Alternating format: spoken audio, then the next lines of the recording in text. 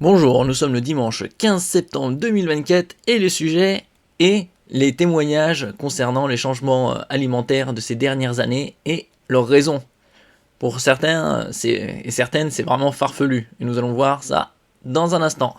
N'oubliez pas de vous abonner pour plus de news nationales, européennes et internationales sur ce monde merveilleux dans lequel nous vivons. On se fait chambrer alors qu'on fait ça pour la planète. Déjà ça, c'est ridicule. Devenir végétarien est un choix qui reste difficile à assumer à l'heure du barbecue. Ça c'est totalement ridicule, faire ça pour la planète, comme s'ils allaient sauver la planète, ils se prennent pour Superman ou quoi. En 2020, 2,2% des Français déclaraient avoir arrêté de manger de la viande, et 24% disaient avoir limité leur consommation, selon un sondage IFOP. Déjà, pour sauver la planète ou éviter d'avoir un impact plutôt négatif sur son environnement, il faut éviter le gaspillage. Ça sera déjà un bon commencement. Et après, évidemment que la souffrance animale a un impact sur le bien-être humain. Parce qu'avec toutes les toxines que ça libère dans la viande, ça joue sur l'organisme humain. Préoccupés par l'environnement ou la souffrance animale, ceux qui ont renoncé à la viande font encore face à la pression sociale et à l'inquiétude ou l'agacement de certains proches, qui peuvent cependant se laisser convaincre. Qu'est-ce que ça peut faire? Qu'est-ce que les autres pensent, réellement? Arrêtez d'être des fragiles. Tous de rouge et blanc vêtus, une trentaine de festers s'attablent dans un restaurant qui borde l'Adour. Raphaël et ses collègues participent au déjeuner de leur entreprise à l'occasion des fêtes de Bayonne, Pyrénées-Atlantiques. La guinguette propose un menu unique avec comme plat principal du poisson. Je n'ai pas osé dire quoi que ce soit, regrette celle qui a rejoint la société il y a peu de temps. Raphaël est végétarienne depuis 2016, mais à ce moment-là, elle a eu la pression et a choisi de se forcer. Et voilà où c'est le problème. Ils n'ont aucune colonne vertébrale, comme on dit. Lors des vacances entre amis ou des réunions de famille, le sujet du régime alimentaire s'invite régulièrement à la table des végétariens, d'autant plus en été. Oui, mais l'été, justement, c'est fait pour manger végétarien, c'est léger. Si vous mangez de la viande, vous allez aggraver votre situation. Entre guillemets, après ça dépend les quantités. Mais il est conseillé de manger léger quand il fait chaud. Saison propice au barbecue. Après, c'est plus ou moins culturel. Ces repas débat autour de la consommation de viande, Raphaël les a vécus il y a 7 ans. A l'époque, cette Vendéenne décide de bannir merguez et côtelettes de son assiette après avoir visionné une vidéo de L214, l'association de défense animale, connue pour ses reportages choc.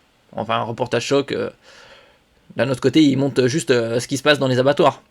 Alors de là à dire que c'est un reportage choc, c'est juste le réel. Mais au début, je me sentais obligé de continuer à consommer de la viande pour faire plaisir, se souvient la jeune femme de 28 ans. C'est un peu comme les gosses où ils ont un peu de pression environnementale, certains craquent. Alors là, un jeune adulte de 28 ans...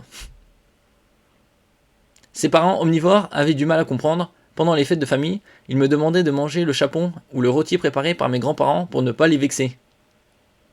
C'est vraiment un problème de communication dans ces familles. En 2020, 2,2% des Français affirmaient avoir arrêté de manger de la viande, selon un sondage de l'Institut IFOP, et 24% se déclaraient flexitariens, un terme sans définition très stricte, mais qui traduit une volonté de limiter la place des produits carnés. Flexitarien, c'est flexibilité, ça veut dire qu'ils mangent un peu de viande sans arrêter. C'est une modération. De toute façon, avec la production de viande et l'importation de viande d'étrangers, avec par exemple d'Argentine ou du Canada, qui pour certains sont nourris aux OGM, c'est tant mieux d'arrêter de manger de la viande. De toute façon, c'est prouvé que médicalement, il faut limiter la consommation de viande rouge. Une tendance qui a très peu évolué depuis, selon les spécialistes interrogés par France Info. Souffrance animale, conséquences de l'élevage sur l'environnement, raisons médicales, les motivations pour adopter un régime végétalien sans produits d'origine animale. Bon là c'est un peu poussé, manger par exemple du miel ou d'autres produits comme les œufs, c'est issu d'animaux, mais de là à dire que c'est un problème, faut arrêter d'exagérer. Végétarien, sans viande, ou tout simplement de consommer moins de viande sont multiples. Mais davantage que le goût de poulet frites du dimanche, ce qui freine parfois le passage à l'acte, c'est la peur de la réaction des autres, selon Christophe Terrien, enseignant-chercheur à l'université de Picardie Jules Verne, spécialiste du comportement des consommateurs de viande. Les difficultés liées à la réduction de sa consommation de viande sont surtout psychosociales, car l'alimentation est un marqueur social, comme l'habillement par exemple, elle fait partie de l'identité. Oui, c'est sûr que quand vous vous présentez avec des vêtements d'une certaine marque ou avec des vêtements... on vous a déjà vu la semaine dernière avec ces mêmes vêtements, ils disent il y a des problèmes là. C'est ça le problème, c'est les réflexions des autres et leur impact sur certaines personnes. Comme s'ils pouvaient pas leur dire strictement rien à faire de tes commentaires, mec, ou meuf. Je ne vais pas blesser mes parents. C'est pourquoi Coralie, 21 ans, a entendu de partir faire ses études à Paris pour adopter un régime végétarien. Elle y pensait déjà au lycée, mais ses parents étant éleveurs, je sais que ça aurait créé des disputes dont je me serais bien passé, et puis je ne voulais pas les blesser. Ça touche au cœur même de leur travail. L'étudiante vient d'une famille où les agriculteurs se transmettent de génération en génération. Ils ont grandi dans l'autosuffisance. Je me voyais mal leur dire « Passez-vous de tout ce que vous avez produit », explique-t-elle. Bon, après, les éleveurs, il y a différents types d'élevage. Installée en Isère, son père et sa mère sont engagés dans l'élevage biologique depuis 4 ans et gèrent un troupeau de 80 vaches nourries avec leur propre fourrage, loin des fermes-usines, dénoncées par les militants pour l'environnement. Surtout avec le stress où les fermes des 1000 vaches ou plus. Dans certains pays, c'est 5000, 10 000, voire plus aux États-Unis. C'est en ayant grandi à la ferme, en voyant en quoi consistait leur travail et le modèle de leur exploitation que j'ai compris qu'ils ne représentaient qu'une minorité dans les élevages en France. Expose la jeune étudiante pour justifier son choix du végétarisme. Mangez des légumes, n'oubliez pas, géant vert, il est vert. Hein. Il n'est pas rouge. Malgré tout, quand Coralie a annoncé à ses parents ce changement de régime, ils y ont vu une lubie, associée à leur esprit, à sa nouvelle vie dans la capitale et à l'influence de ses camarades végétariens, raconte-t-elle. Se déclarer végétalien dans une famille, c'est comme se dire pro-RN dans une famille de socialistes ou encore faire son coming out. Les références. Caricature, Christophe Terrien. La consommation alimentaire et notamment de viande en France fait partie de l'héritage culturel, c'est très important. Oui, après, l'héritage culturel, c'est la liberté de penser et de faire ce qu'on veut. Surtout ce qu'il y a de mieux pour soi. Choisir un régime végétalien, c'est se mettre en rupture avec le groupe social. Pour les autres, c'est un peu l'ado qui fait sa crise. Christophe Terrien, chercheur spécialiste des consommateurs de viande. Oui, après, pour certains, c'est vu comme ça. Coralie continue de manger du poisson quand elle rentre dans sa famille, mais elle a le sentiment d'avoir brisé le tabou sur le sujet. Ma sœur aînée se posait déjà la question, maintenant que je suis devenu végé, c'est comme si j'avais ouvert la porte pour elle. Ouais, parce que ça, elle n'avait pas osé, et quand elle a vu l'exemple de sa sœur, elle s'est lancée. Les vrais hommes, ils mangent de la viande. Eh oui, faut manger 5 kilos de viande par jour. Peut-être pas exagéré, mais... Martin, dont le prénom a été modifié à sa demande, a lui aussi dû s'armer de patience. Ce jeune diplômé en ingénierie de 25 ans a été sensibilisé pendant ses études aux conséquences de l'élevage sur l'environnement. C'est à ce moment-là qu'il décide de devenir végétarien. Mais Covid oblige, il se voit contraint de suivre les cours à distance et retourne vivre chez ses parents, dans l'Aveyron. Au-delà de l'organisation des repas à revoir, les moqueries vont bon train. C'est mon frère qui me chambrait le plus. Il me disait, les vrais hommes, ils mangent de la viande, toi, tu ne manges que des graines, raconte-t-il. Et alors? C'est ça le problème, c'est que quelques réflexions, et c'est fini là. Ils sont à terre. Ce stéréotype a la peau dure. En 2022, un peu plus d'un Français sur deux estimait que manger de la viande donne de la force et de l'énergie à un homme, d'après un autre sondage IFOP. Ouais, si on compare aussi l'apport en protéines de la viande, par exemple, dans les steaks, c'est aux alentours de 20% pour 100 grammes, alors que dans les pois cassés ou haricots, c'est aux alentours de 25 grammes pour 100 grammes. Après, c'est 25 grammes au 100 grammes pour des produits secs. Donc, une fois que ça a trempé dans l'eau, c'est bien évidemment plus volumineux et important. La viande rouge est l'aliment le plus chargé symboliquement d'un statut viriliste. Analysait la journaliste Nora Boisouni dans une interview à Reporter. Si on mange un animal, on absorbe sa vitalité, la viande est associée à la force, aux muscles. Elle permet de réaffirmer une domination de l'homme sur tout le reste, décrypte l'autrice de Sexisme, en finir avec le mythe de la végé et du viandard. Oui, après, c'est dans certaines proportions, bien sûr. Dans son cercle amical aussi, Martin reçoit des réflexions de la sorte. Dans son village d'origine, où l'activité agricole domine, presque tous mes amis d'enfance sont devenus agriculteurs, certains éleveurs. Alors au début, je n'ai pas osé leur dire que j'étais devenu végétarien car j'avais peur qu'ils m'insultent. Là, les amis, quoi.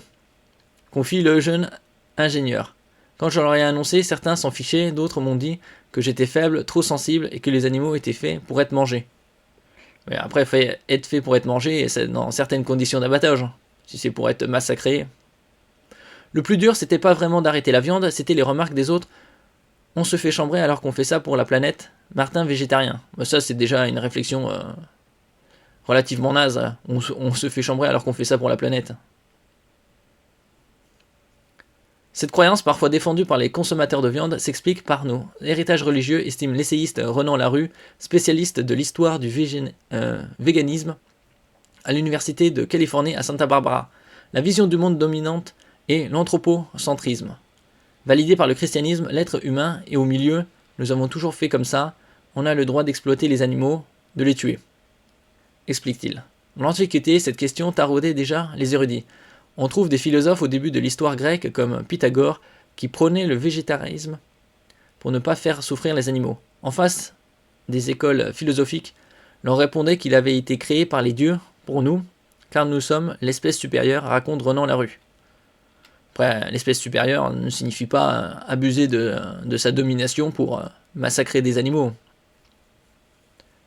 Ma mère a à son tour arrêté la viande. Damien, 41 ans, a lui arrêté de manger tout produit d'origine animale, il est végétalien depuis une dizaine d'années. Maintenant ce n'est plus un sujet, assure ce Strasbourgeois. Mais à l'époque, sa décision désarçonne ses proches. Ils m'ont posé des questions pour savoir si je ne m'étais pas fait endoctriner dans un truc louche. Ma grand-mère m'a avoué avoir demandé à son médecin traitant si je n'étais pas tombé dans une secte. Damien végétalien depuis 10 ans. Oui, bah après c'est les points de vue de certaines personnes qui voient ça comme d'un mauvais œil. Mais que ce soit les habitudes alimentaires ou autre chose. Damien n'a pas toujours vécu en ville, il a grandi dans la campagne alsacienne entouré de bêtes. Mon père avait ce rêve de gosse d'avoir des chevaux. Un jour, on a récupéré 2 poneys, ça m'a fait cogiter. Si on ne mange pas de poneys, parce qu'on en a, qu'est-ce qu'on ferait si on avait un cochon? Oui, après, tout se mange pas. Hein. Ça, on pourrait manger, mais on pourrait aller dériver jusqu'au cannibalisme. Les humains ont de la viande, pourquoi on les mange pas? C'est ce raisonnement qui, progressivement, le pousse à abandonner la viande. Ses parents tiennent un restaurant, alors les repas, chez lui, c'est important, et une popote sans viande, pour son père, surtout, ça n'a pas de sens. Il comprend ma démarche parce qu'elle est éthique, souligne cependant Damien. Mais au départ, les conséquences d'un tel régime sur sa santé interrogent. Des gens s'inquiétaient pour moi, ils pensaient que j'allais devenir un squelette en 3 mois. Après, ça dépend des personnes et de leur régime alimentaire, comment elles arrivent à ce point-là. C'est pour certaines personnes, c'est mauvais, parce qu'elles s'y prennent mal. Martin aussi a été confronté aux craintes de ses proches pour sa santé. La viande étant riche en protéines, mes parents avaient peur que je sois en carence alimentaire. Oui, c'est vrai que la viande est associée aux protéines, sauf qu'on trouve beaucoup plus de protéines dans les produits végétaux. Après, il faut une certaine balance. Pourtant, l'Académie de nutrition et de la diététique américaine assurait dès 2009 dans le journal scientifique qu'elle édite que les régimes végétariens bien planifiés, y compris les régimes végétaliens, sont sains, adéquats sur le plan nutritionnel et peuvent apporter des bienfaits sur la santé dans la prévention et le traitement de certaines maladies. Évidemment, puisque trop de consommation de viande rouge mène à des maladies. Et donc c'est une certaine balance, un équilibre. 2 ans après avoir renoncé à la viande, l'ingénieur aveyronnais a fait des prises de sang. Elles ont révélé que je n'avais aucune carence, ça a rassuré ma mère qui à son tour a arrêté la viande, dit-il. Car même si tous se défendent de faire du prosélytisme auprès de leurs proches, les végétariens interrogés par France Info voient les attitudes évoluer autour d'eux. Le père de Damien est très fier quand il prépare un plat sur mesure pour des clients végétariens, se réjouit son fils. Bon après, il faut pour tout le monde, pas que ce soit sectaire non plus.